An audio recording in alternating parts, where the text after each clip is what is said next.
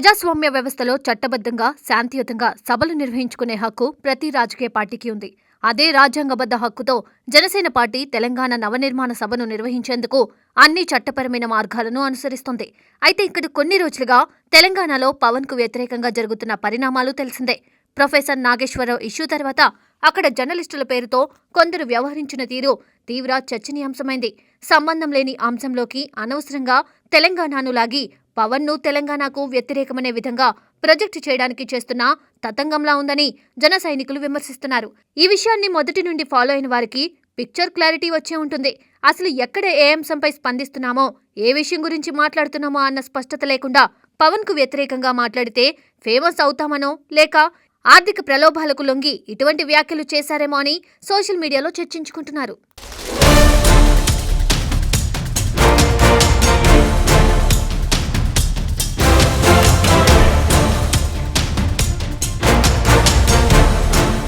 ఇక తెలంగాణ నవనిర్మాణ సంకల్ప సభ జనసేన సాధక్ సమ్మేళనం సభకి ప్రభుత్వం అనుమతి నిరాకరణాంశానికి వస్తే తెలంగాణ ఆవిర్భావ దినోత్సవాన్ని పురస్కరించుకొని 2000 మంది జనసేన సాధకులతో ఒక ఇండోర్ కార్యక్రమం నిర్వహణకు తెలంగాణ ప్రభుత్వం అనుమతి నిరాకరించింది.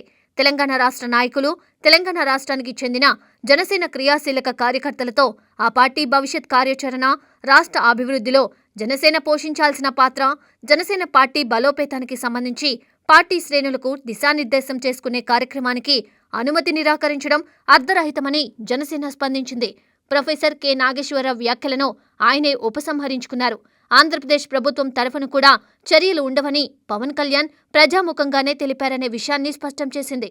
జనసేన ఈ కార్యక్రమాన్ని నిర్వహించాలనుకున్న గచ్చిబౌలి సంధ్యా కన్వెన్షన్ హాల్లో నిత్యం ఎన్నో సాంస్కృతిక, రాజకీయ, కార్పొరేట్ కంపెనీల సమావేశాలు జరుగుతూనే ఉంటాయి. అప్పుడు ఎప్పుడూ రాని పార్కింగ్ సమస్య జనసేన పార్టీ కార్యక్రమానికి అడ్డంకిగా చూపి నిరాకరించడం కరెక్ట్ కాదని జనసేన స్పందించింది.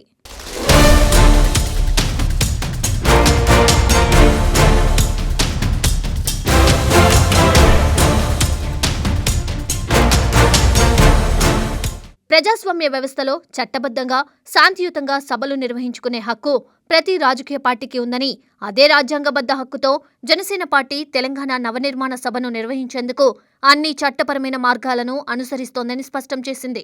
ఈ కార్యక్రమంలో పవన్ ముందు తెలంగాణ రాజకీయాల్లో ఎలాంటి పాత్ర పోషిస్తారో, జనసేన శ్రేణులకు ఎలాంటి దిశానిర్దేశం చేయనున్నారో అనే ఆసక్తి సర్వత్రా నెలకొంది.